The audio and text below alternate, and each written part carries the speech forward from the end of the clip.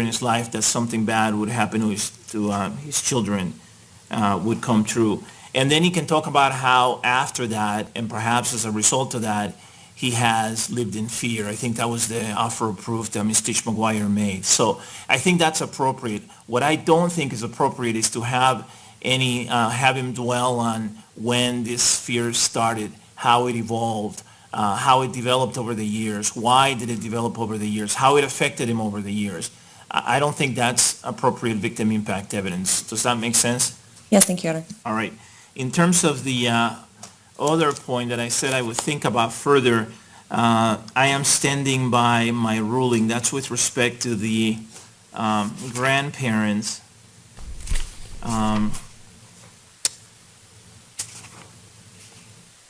For Chantal Blanc. Right. It's with respect to Mr. Blanc's, Jonathan Blanc's grandparents. And the offer of proof indicating that they're battling cancer and they're having to do it without their grandson's help. If they had been diagnosed with cancer before the shooting, and if Jonathan Blanc had been helping them out with that before the shooting, I would come out different on this. But given that this is something that happened after the fact, I just don't think it's fair. I don't think it's appropriate. Victim impact evidence. It may well be that Jonathan Blanc would be helping them out, but we're speculating, or at least there would be speculation about that. Now, she can testify, and I'm referring to Chantal Blanc, about how she's helping them out with a lot of things because he's not there. So she's the one having to do it, and she helps them with health-related issues, with everyday things, whatever other things she's helping with that he, because he's not there. I think that's appropriate. So I'm standing by my ruling with respect to that issue. Your Honor? Yeah. While we're talking about grandparents, we were looking at the statute last night, the court's proceeding under 24-4.1-302 for the definition of immediate family. And if the court is using that definition for family, we noted that it does not have in there grandparents or aunts, uncles, cousins. And so we wanted to ask the court whether the court was going to allow any impact on grandparents, since that is not included in that statute, in that definition. Yes, I'm standing by my ruling in order P83B on pages 7 and 8, and specifically on page 8. And I think it goes on from there. Actually, it may go on to page 9. The statute at one point uses family, and at another point uses immediate family. And I don't read the statute as meaning that it is limited to immediate family members. I think the statute should be read as including any family members. And so at a minimum, immediate family members are included, and that would include a significant other. But it's not limited to that. It goes beyond that. And so I'm standing by my ruling in order P83B. And our objection is on the record from our motion. Yes, you put your objection in the response, and I disagreed with your interpretation of the statute. While on the topic of significant other, I said that I would allow evidence related to the impact that the crimes have had on victims' significant others. And I think there are 3 or 4 that have been identified. And I indicated to Ms. Tish McGuire that the people would have to establish the appropriate foundation. In other words, they would have to establish that the person who was impacted is truly a significant other. There is a definition of significant other in Colorado Revised Statute, section 24-4.1-302, and it's as follows, and it's subsection 4. Significant other means any person who is in a family-type living arrangement with a victim and who would constitute a spouse of the victim if the victim and such person were married. So that's the foundation that I will be requiring. There was an objection, or actually there was a comment, not an objection, there was a comment as to hearsay yesterday by Ms. Higgs.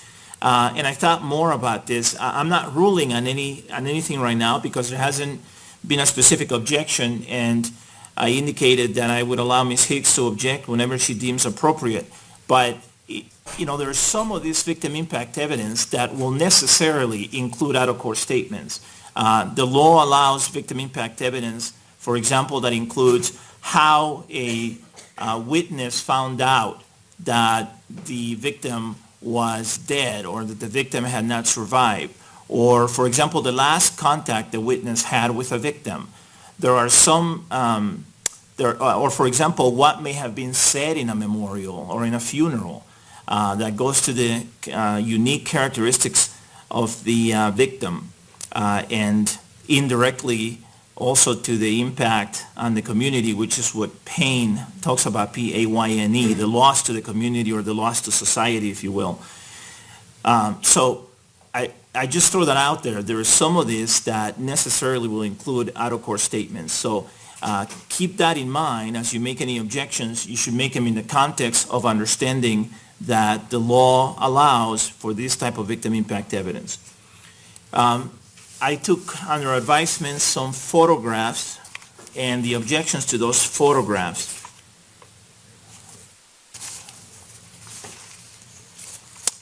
And there was a category of photographs that included grave sites or tombstones or caskets.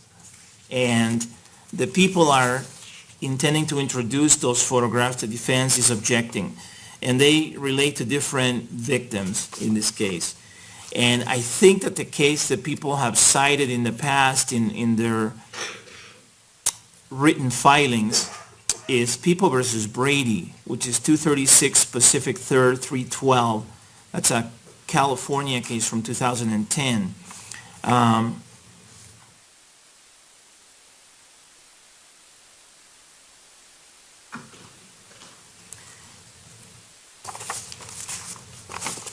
There appears to be a split of authority on the issue, and the Brady court acknowledged as much. It cited to a case from Missouri, which is State versus Story, S-T-O-R-E-Y. That's a Missouri case from 2001, 40 South, Western 3rd, 898. In which the admission of a photograph of the victim's tombstone was found to be improper, but the court eventually concluded that the error was harmless. The Brady court also cited to Welch versus State. That's a case from the Oklahoma Criminal Court of Appeals from 2002, Pacific 3rd, 356, where the court found that the admission of testimony about placing flowers on the victim's grave was error, but that the error was harmless. California does not prohibit such evidence as indicated in Brady. I looked at Story versus Roper, and I also found, or State versus Story, and then I also found Story versus Roper, which is a related case from the 8th Circuit Court of Appeals, 603 Fed 3rd 507. That's an 8th Circuit Court case from 2010. And I think this was a habeas proceeding that the defendant had taken from the Missouri decision, the Missouri Supreme Court decision, and the defendant again would be Mr. Story, S-T-O-R-E-Y.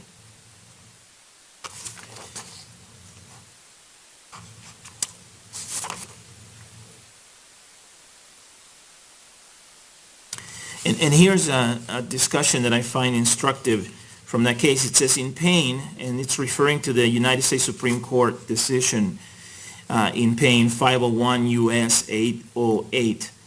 The Supreme Court considered the admissibility of penalty phase testimony by the mother of a deceased victim. The woman testified about the effect of the crime on her surviving young grandson who had witnessed the murder of his mother and baby sister and had himself nearly been killed by the same attack. The court held that the Eighth Amendment does not erect a per se bar to relevant victim impact evidence or prosecutorial argument on the subject. The court held that the victim's mother's testimony was admissible, noting that similar to the defendant's right to present evidence in mitigation during the penalty phase, the state has a legitimate interest in reminding the sentencer that just as the murderer should be considered as an individual, so too the victim is an individual whose death represents a unique loss to society, and in particular to her family. That's the language that Ms. Teach McGuire quoted last night when we were having the discussion. The court in Story, the Eighth Circuit went on to say, the state does not have unfettered discretion to offer such evidence, however. If a witness or remark in a particular case so infects the sentencing proceeding so as to render it fundamentally unfair, the defendant may seek relief under the Due Process Clause of the 14th Amendment. In a concurring opinion, Justice O'Connor found the allegedly offending evidence survived the due process analysis because the evidence was brief and redundant of evidence already admitted during the guilt phase. The court went on to say, with regard to Claim 9, the Missouri Supreme Court first set forth the governing law that victim impact evidence is admissible under the Missouri and federal constitutions, and that the state is allowed to present evidence showing each victim's uniqueness as an individual human being. The court quoted Payne and found that victim impact evidence violates the Constitution only if it is so unduly prejudicial that it renders the trial fundamentally unfair. With regard to the exhibits, the court found that all but one, the photograph of the tombstone, were properly admitted because they showed the victim's uniqueness as a human being. The photograph of the tombstone was improper, it said, but was not so unduly prejudicial as to render the trial fundamentally unfair. Payne offers very little specific guidance about the permissible extent and content of victim impact evidence. The evidence should show the victim's uniqueness as an individual and the resulting loss to society. The evidence must be relevant and not so unfairly prejudicial as to infect the sentencing proceeding and render it fundamentally unfair. Decided in 1991, Payne is the Supreme Court's last word on victim impact evidence. Without more guidance, it is exceedingly difficult to find that a particular state court's decision is contrary to or an unreasonable application of the court's clearly established victim impact jurisprudence. As the Supreme Court lengthens its silence on the issue, it seems that prosecutors, likely of both the state and federal variety, will continue to push the envelope with this type of evidence. At oral argument, counsel for the state audaciously stated that the state knows what the line is and presumably does not cross it with excessive displays of victim impact evidence. With all due respect, we could not disagree more. As evidenced by the 3 penalty phase trials in this case alone, 2 of which were reversed and remanded for a new trial based in whole or in part upon improper prosecutorial argument, the line is barely decipherable and rarely sacrosanct in these highly charged emotional death penalty trials. Nonetheless, under our extremely deferential standard of review, the Missouri Supreme Court's conclusion that all of the exhibits save the picture of the tombstone likely fell within the vague ambit of permissible Payne evidence was not contrary to nor an unreasonable application of Payne. And while the picture of the tombstone was improper, the Missouri court reasonably concluded that in light of all the relevant and admissible evidence presented at the 3rd penalty phase trial, the photo of the tombstone did not render the penalty phase trial fundamentally unfair. So, after reading that part of the decision in Story versus Roper, after reading part of the decision in State versus Story, and after reading part of the decision in Brady, I'm going to keep those pictures out. I think that whatever probative value those photographs have is substantially outweighed by the danger for unfair prejudice. So the defense's request to exclude them is granted. Now, I have allowed testimony with respect to funerals and memorials, but of course, you can't present that. You're doing that. I'm just having a conversation. The, the probative value of that testimony is so that a full and accurate picture of the victim can be presented. To the extent that there is any information in the funerals held or memorials held that goes to the uniqueness of the victim, to the characteristics of the victim, then I think it's proper. And I think that is victim impact evidence that the law allows.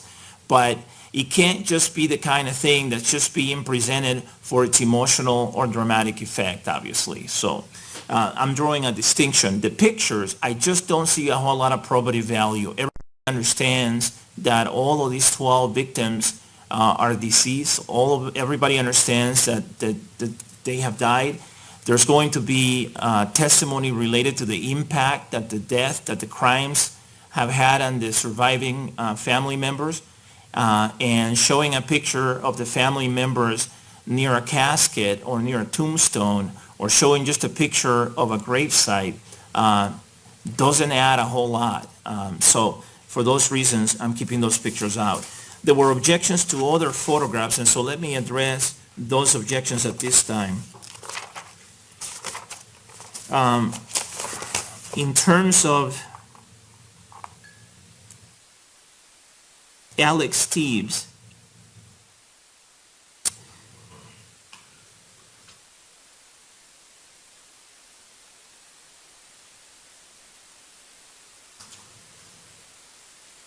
I believe that there are 10 total photographs. Is that right, Ms. Tisch-McGuire? Sure. Okay. I don't think that's improper. I don't think that that's excessive. I don't think that's cumulative. And I'm also not concerned about the fact that 5 of those pictures include Amanda. Tell me her last name again and spell it, please. Teves, Teves. Her maiden name was Lindgren, Lindgren. All right, thank you. Yesterday you used her maiden name, and that's why I was asking. All right, Amanda Teves. Yes, she has testified in this trial, and yes, she was a survivor of the shooting, but she didn't have serious injuries. I don't see what prejudice there is from having her included in some of the photographs, and the 5 photographs that were objected to by Ms. Hicks yesterday are photographs that appear to show different events in Alex Teves' life. So the objection to those pictures, 5 pictures, is overruled. That's pictures 2655, 4679, 4680, 4682, 4683. I don't have any concern at all that the jury is going to be confused, that somehow they can take into account whatever happened to Ms. Teves as opposed to Alex Teves. I think the jury is very clear on the 24 counts that are before it and what the issues are that are before it. I have been giving them instructions throughout. I will give them final instructions at the end of this phase as well. And I have no doubt that they will understand and that they will not be confused. And I'm not concerned that prejudice as a result of Amanda Teves being shown in some of the photos. Next there's one photograph that is objected to with respect to A.J. Boyk. There were actually 3, but the prosecution withdrew its intent to present 2 of them, so we're left with 1. That's 4673. And it is true that I have allowed already 27 photographs of A.J. Boyk, but apparently picture 4673 is the only one that shows him with his brother. So I think it's appropriate, and the objection as to that picture and being cumulative is overruled. 28 photographs is not excessive, especially given the case law that I have discussed in the order that I issued. Does anybody remember what the order was that I issued on this particular topic? I'm talking about the order that I issued that required the people to make some modifications to the videos and each montage. The people. I'll find it for you, Your Honor. Thank you. The people are intending to present. Thank you. If you would do that, please, just so that the record is clear. Next, I have a couple of pictures related to Jessica Gowie. The objection is to photographs 4689 and 4686. And the objection is that they are cumulative of the interview video that the people intend to present of her. First of all, these are photographs, not videos. And second, I don't think that they are cumulative. These are not pictures of the same event shown or depicted in the video. These are pictures showing her in a different location, in different situations. And it goes to, again, allowing the people to present evidence to show the jury who Jessica Gowie was and to tell the jury a little bit about her life. So the objection as to cumulative with respect to those two photographs is overruled as well. Your Honor, it was C-204. C-204, thank you. And by the way, on all these cumulative objections I'm overruling, I'm finding that the probative value of the evidence is not substantially outweighed by the unnecessary presentation of cumulative evidence pursuant to Rule 403 of the Colorado Rules of Evidence. Next I have Jonathan Blanc, and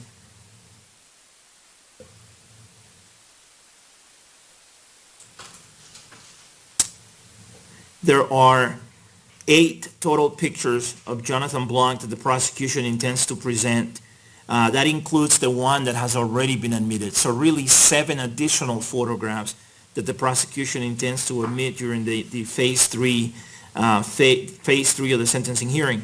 And again, I've looked at these photographs and I find that they're not cumulative. That's photographs 4695, 4696, 4691, 4692, 4693, 4694. Those pictures are not cumulative. I am excluding 4698 because that's a picture of his gravesite that shows his wife and children at his wife's gravesite. So actually, it's going to be a total of 6 pictures that the people are introducing in phase 3 with respect to Jonathan Blanc. That is by no means excessive, and the probative value of the photographs is not substantially outweighed by the needless or unnecessary presentation of cumulative evidence. Next, I have Matt McQuinn. There's an objection as to pictures 4702 and 4703, and these are pictures of a tombstone and picture of a casket, and so those pictures are out pursuant to my ruling. The other 4 pictures of Matt McQuinn that the defense is objecting to are 4699, 4707, 4706, and 4707, and the objection is that they're cumulative. Again, these appear to depict different moments in his life, and in my view, those 4 photographs are not excessive and they're not cumulative, so the probative value of the evidence is not substantially outweighed by the unnecessary presentation of cumulative evidence. Next, I have Gordon Cowden. The people withdrew the 2 additional pictures they were intending to introduce with respect to him, so the objections are moot. There are 29 pictures in a montage that the people intend to introduce with respect to Gordon Cowden, and I've already ruled on that pursuant to C-204. Actually, C-204 required the people to make some modifications with respect to that montage. Next, I have Jesse Childress.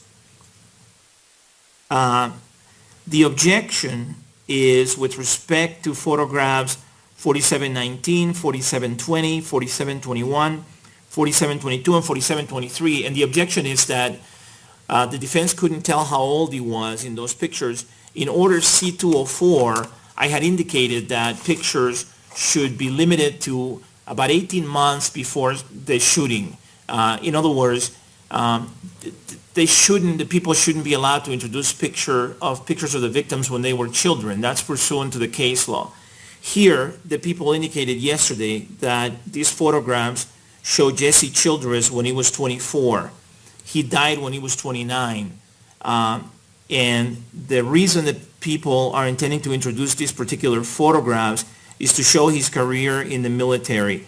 I'm going to allow these photographs. I don't see a whole lot of difference between someone when he's 24 and someone when he's 29. I can understand the case law's concern about showing pictures of someone when they're a little kid, for example, celebrating Christmas, even though they died as an adult, or even pictures of someone when he or she was 16 or 17, even though he or she may have turned into adulthood by the time of the murder. But here we're talking about difference between mid-20s and late 20s, and the people are doing it for a valid purpose, and that is to show an aspect of Jesse Childress' life, and that is his career in the military. So the objection as to those pictures is overruled. To the extent that there was an objection as to cumulative, that too is overruled, because I find that the people are not attempting to introduce a lot of pictures with respect to Jesse Childress, only a handful, and the probability value of the evidence is not substantially outweighed by the unnecessary representation of cumulative evidence. The next objections I have are with respect to Veronica Mosher Sullivan. There's an objection with respect to pictures 4730 and 4731 and 4732, so 3 pictures. And I think the objection is under Rule 401 and Rule 403, and also as included in Rule 403 is cumulative. And I disagree. I don't believe that these are cumulative. One of these has already been admitted. 4731 has been admitted previously. Am I right about that? I was just going to pull it up, Your Honor. So that's the one that was admitted. So you're intending to introduce 2 additional pictures of her? That's all. Okay, and I don't think that's excessive by any means. I think that actually shows self-restraint by the people, and I think that's appropriate. That's exactly what is expected of them. And the probability value of these 2 additional pictures is not substantially outweighed by the danger for unfair prejudice, or by the unnecessary presentation of cumulative evidence, or by any of the other concerns in Rule 403. There's an objection to 4851, and that apparently is a picture of Veronica Mosher Sullivan's gravestone, and I have ruled on that. That's out. There's no montage of Veronica Mosher Sullivan. There's a video, but not a montage of photographs, right? Yes, Your Honor. Okay, so my comments are accurate, and they remain.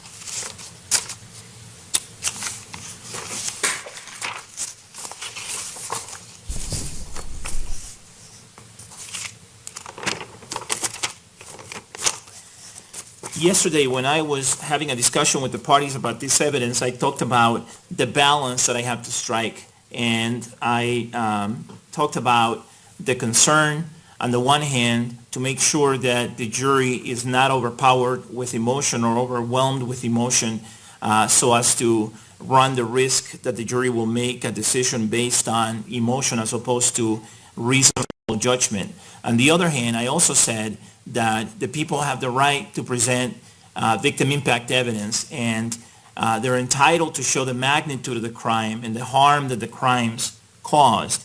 And I read a moment ago from the 8th Circuit decision in Roper versus Story, which focused on the dangers of victim impact evidence and how prosecutors sometimes, or perhaps oftentimes, get too aggressive with that kind of evidence, in part because there is not a clear line as to how far you can go or what specifically may be admitted. Let me now read from United States versus McVeigh, which presents the other side of the coin, and that's 153 Fed 3rd, 1166, 10th Circuit Court of Appeals from 1998. Here's what the court said. Taken as a whole, this evidence is poignant and emotional. The question before us then is whether allowing such a substantial amount of victim impact testimony reflecting the magnitude of such a large-scale crime violates the limits on such testimony set forth in Payne. Again, that's P-A-Y-N-E.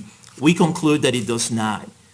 Payne allows the introduction of victim impact evidence in order to allow the jury to understand the consequences of the crime committed. The bombing of the Murray building was the deadliest act of domestic terrorism in the history of the United States. The magnitude of the crime cannot be ignored.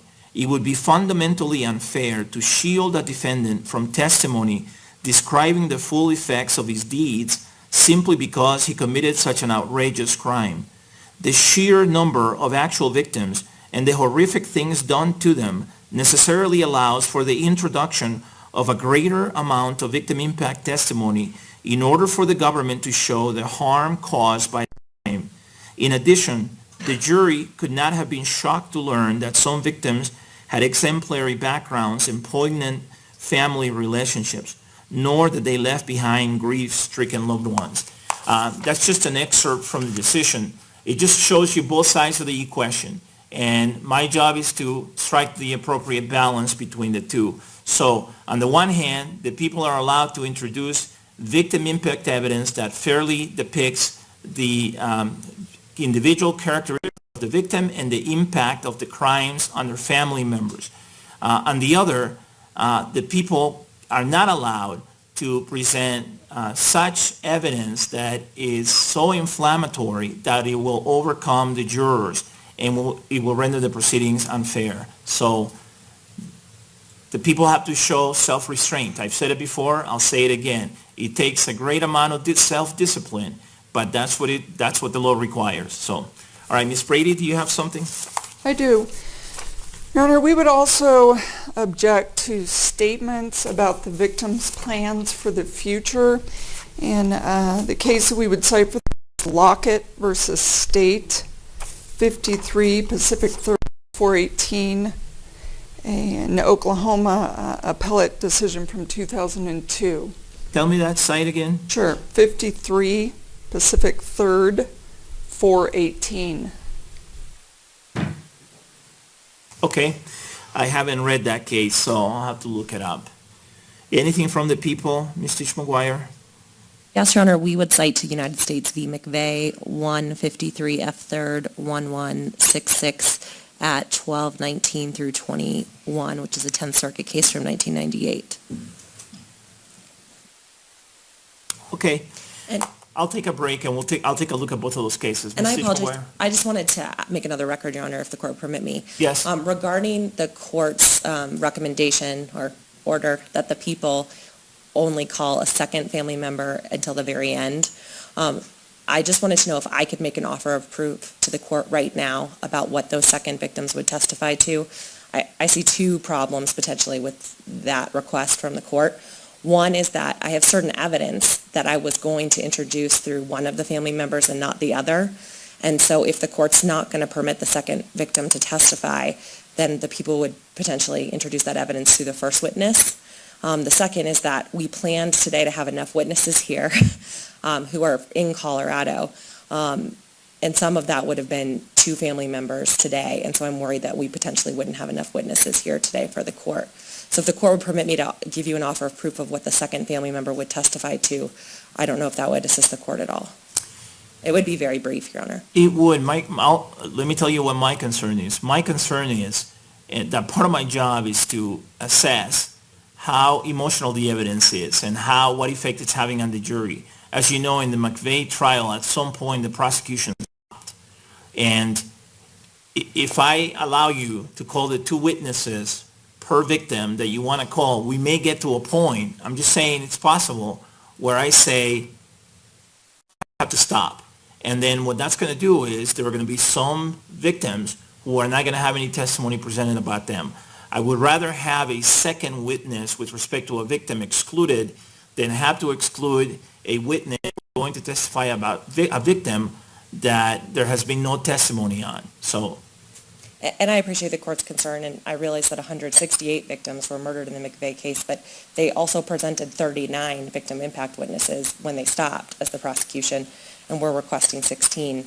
But it's not a numbers proposition either. I mean, it's not just strictly numbers. It depends on the nature of the evidence. And I know some of the evidence that was introduced in the McVeigh trial, and I know how emotional some of that evidence was. But you're familiar with the case. You also know that at one point the defense objected to certain evidence. And the court said, yeah, I'm having the concern too about all this evidence related to the last kiss and the last contact and about how they found out that their loved one was dead. And the prosecution said, Judge, we'll stop presenting that type of evidence. We'll keep it to something else. So, again, it's a fluid process, and my job is to make sure that the proceedings are fair, and I don't know what kind of evidence will be presented exactly. I mean, I know in general, but I don't know what effect, how emotional it will be. I don't know exactly what effect it will have on the jury. I'm going to have to be assessing that throughout, and you run the risk. I'm not going to tell you how to put on your case. I'm just telling you, if you do it the way you want to do it, you might run the risk that I exclude people that have testimony about victims that there has been no evidence about. So if you want to run that risk, if you're okay with that risk, then I'll let you proceed in that fashion.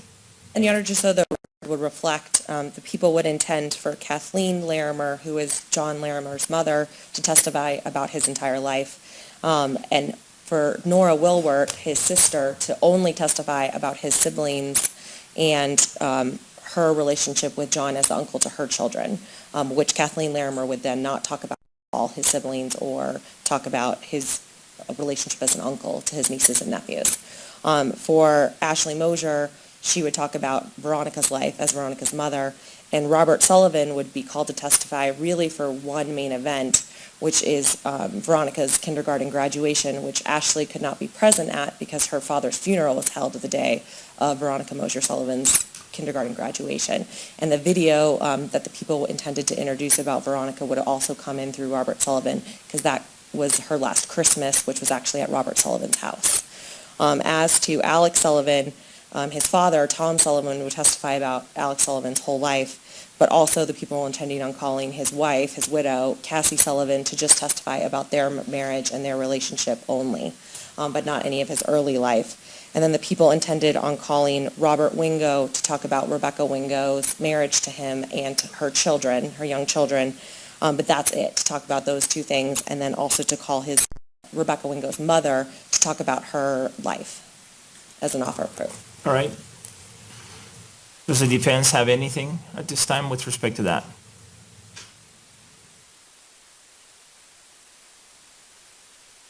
Your Honor, I guess I would agree with how the court analyzed it to begin with. If there's a witness who can describe it all and we can get all of the information in one witness, I think the best practice would be to have one witness. If that's not possible, then obviously they can ask to call a second one, but I guess I would ask the court to stick with its original plan and after one witness see if it thinks it's necessary to have the second witness testify. All right.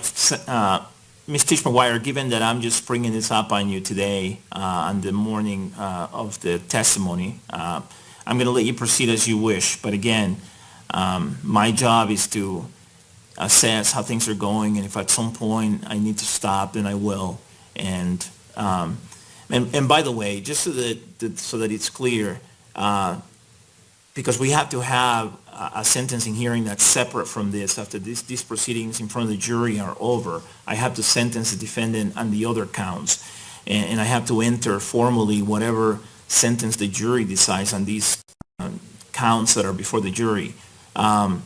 If there are any victims, any witnesses that end up not testifying or that want to testify about things that I have excluded from the proceedings in front of the jury, I will allow them to speak to the court at that hearing. In fact, I will allow them to speak at that hearing regardless if they want to. I said before that I would not place any limits on who you call or how many people you call or how long the hearing takes.